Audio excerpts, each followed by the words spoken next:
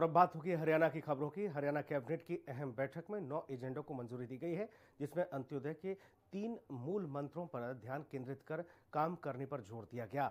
नायब सिंह सैनी ने press conference में दावा किया कि हरियाणा की सरकार ने पिछले साल 34,000 सरकारी नौकरियां प्रदेश के युवाओं को दी हैं और जिससे उनका भविष्य सुरक्षित हो गया है।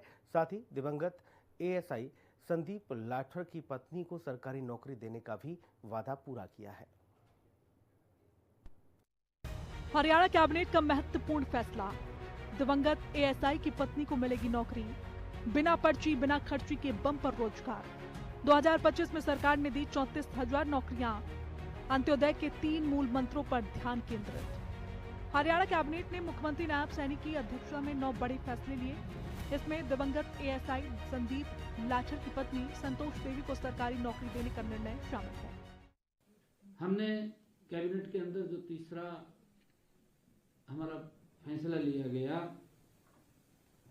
जो पिछले दिनों घटनाक्रम हुआ, स्वर्गीय संदीप कुमार लाठर एएसआई की धर्मपत्नी श्रीमती संतोष कुमारी को सरकारी नौकरी प्रदान करने का निर्णय कैबिनेट में किया गया। उन्हें कैंपस स्कूल महर्षि दयानंद विश्वविद्यालय रोहतक में पीजीटी गणित ग्रुप बी के पद पर सरकारी नौकरी दी जाएगी। श्रीमती संतोष कुमारी की शैक्षणिक योग्यता सहित अन्य सभी पात्रताएं पूरी करती हैं और नियमानुसार यह निर्णय लिया गया है। मंत्रिमंडल ने इस मामले में भी सहानुभूतिपूर्वक विचार करके मानवीय एवं नीतिगत राहत प्रदान करने का फैसला किया है। संदीप लाठर ने अपनी सर्विस रिवॉल्वर से खुदकुशी कर ली थी और एक सुसाइड नोट में आईपीएस वाई पूरन कुमार पर भ्रष्टाचार के आरोप लगाए थे। सीएम सैनी ने परिवार से मुलाकात के बाद नौकरी का आश्वासन दिया था, जिसे अब पूरा किया गया है।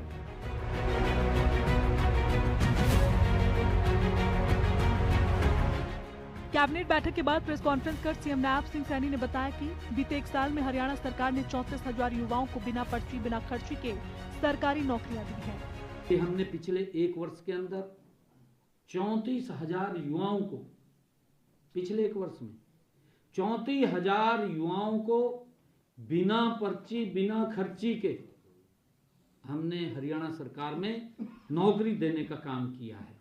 और अगर हम पिछले 11 वर्षों का देखें, अगर इसके अंदर और थोड़ा सा 2014 से पहले जाएं, वो स्थिति बड़ी भयानक थी।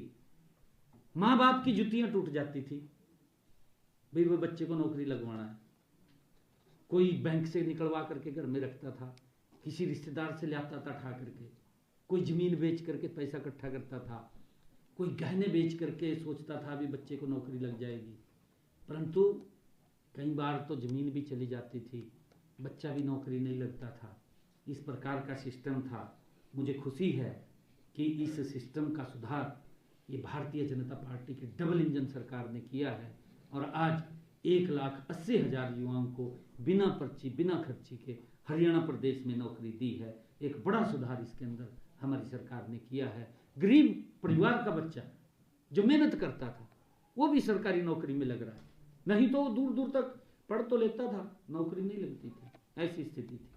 मुख्यमंत्री नायब सिंह सैनी ने संकल्प पत्र का हवाला देते हुए जानकारी दी कि प्रदेश सरकार ने छात्रों के हित में कई महत्वपूर्ण कदम उठाए हैं, जिनमें कॉमन पात्रता परीक्षा सबसे खास है। इसके साथ ही हरियाणा कौशल रोजगार निगम में काम करने वाले युवाओं का भविष्य भी नायब सरकार ने सुरक्षित किया है। अपने संकल्प पत्र में कहा था कि हम जो कॉमन पात्रता परीक्षा है, सीईटी की परीक्षा है, उसको बच्चों को कोई दिक्कत समस्या नहीं आने देंगे। उनका जो टेस्ट था आप लोगों ने भी देखा है, पूरे प्रदेश ने देखा है। प्रदेश के लोगों का मैं आज फिर धन्यवाद करना चाहूँगा कि उन्होंने तो लंगर लगा दिए, बच्चों को कोई दिक्कत समस्या ना आए। घर से लेकर के सेंटर तक पहुँचाने का काम, सेंटर से लेकर के घर तक पहुँचाने का काम हरियाणा सरकार ने किया है। उसका एक बड़ा मैसेज हमारे युवा साथियों में गया है, उसका परिणाम भी हमने घोषित कर दिया है।